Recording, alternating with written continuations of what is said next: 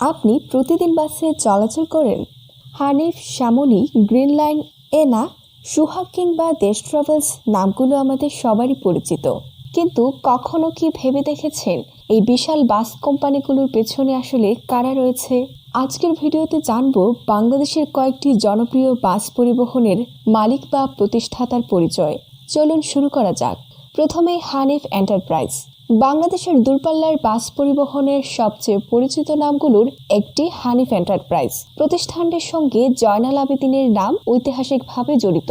পরবর্তীতে পরিবারের সদস্যদের হাত ধরে ব্যবসাটি বড় হয়। সাম্প্রতিক সংবাদেও হানিফ এন্টারপ্রাইজের স্বত্বাধিকারী হিসেবে মোহাম্মদ হানিফের বক্তব্য প্রকাশিত হয়েছে। একসময় ছোট পরিসর থেকে শুরু হওয়া এই পরিবহন প্রতিষ্ঠানটি বর্তমানে দেশের বিভিন্ন রুটে বড় পরিসরে যাত্রী সেবা দিয়ে আসছে।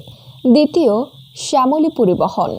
বাংলাদেশের অন্যতম পুরনো ও জনপ্রিয় পরিবহন প্রতিষ্ঠান শ্যামলী। প্রকাশিত তথ্য অনুযায়ী পাবনার সাদুল্লাপুরের ঘোষ পরিবার 1973 সালে একটি বাস নিয়ে শ্যামলী পরিবহনের যাত্রা শুরু করে। রমেশচন্দ্র ঘোষ পরিবারের নাম প্রতিষ্ঠানটির সঙ্গে বিশেষভাবে জড়িত। আর একটি গুরুত্বপূর্ণ বিষয়, বাংলাদেশের শ্যামলী পরিবহনকে ভারতের একই নামে প্রতিষ্ঠানের সঙ্গে গুলিয়ে ফেলা ঠিক নয়। দুই প্রতিষ্ঠানের মালিকানা আলাদা। তৃতীয়, গ্রিন লাইন পরিবহন।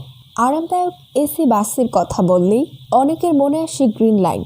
প্রতিষ্ঠানটির নিজস্ব ওয়েবসাইট অনুযায়ী গ্রিন লাইন একটি পারিবারিক মালিকানাধীন পরিবহন প্রতিষ্ঠান এবং 1990 সাল থেকে যাত্রী পরিবহন সেবা দিয়ে আসছে। প্রতিষ্ঠানটির প্রতিষ্ঠাতা হিসেবে উল্লেখ করা হয়েছে আলহাজ মোহাম্মদ আলাউদ্দিনকে। গ্রিন লাইন বাংলাদেশের প্রথম দিকের এসি বাস সেবা চালুর জন্য পরিচিত এবং বর্তমানে দেশ বিদেশে বিভিন্ন রুটে সেবা পরিচালনা করছে। চতুর্থ, এনা ট্রান্সপোর্ট। এনা ট্রান্সপোর্টও বাংলাদেশের পরিচিত আন্তঃজেলা বাস কোম্পানিগুলোর একটি। প্রকাশিত বিভিন্ন প্রতিবেদনে প্রতিষ্ঠানটির সঙ্গে খন্দকার এনায়েতুল্লাহর নাম উল্লেখ করা হয়েছে। পরিবহন মালিকদের সংগঠনের নেতৃত্বের সঙ্গেও তার নাম দীর্ঘদিন ধরে জড়িত। পঞ্চম, সুহাগ পরিবহন। বাংলাদেশের পুরনো ও পরিচিত পরিবহন ব্র্যান্ডগুলোর মধ্যে সুহাগ অন্যতম। প্রতিষ্ঠানটি পরবর্তীতে সুহাগ গ্রুপের সঙ্গে যুক্ত হয়ে বড় পরিসরে ব্যবসা পরিচালনা করেছে। প্রকাশ্য প্রতিবেদনে এর ব্যবস্থাপনা ও পরিবারের সদস্যদের বিভিন্ন দায়িত্বের কথা উল্লেখ করা হয়েছে। ষষ্ঠ, দেশ ট্রাভেলস। দেশের উত্তর ও দক্ষিণ পশ্চিমাঞ্চলের বিভিন্ন রুটে দেশ ট্রাভেলসের বাস চলাচল করে। প্রকাশিত তালিকায় প্রতিষ্ঠানটির মালিক হিসেবে বজলুর রহমান রতনের নাম উল্লেখ করা হয়েছে। তবে সময়ের সঙ্গে কোম্পানির মালিকানা বা ব্যবস্থাপনায় পরিবর্তন হয়ে থাকতে পারে। সপ্তম, ন্যাশনাল ট্রাভেলস। রাজশাহী সহ দেশের বিভিন্ন রুটে ন্যাশনাল ট্রাভেলসের বাস বেশ পরিচিত।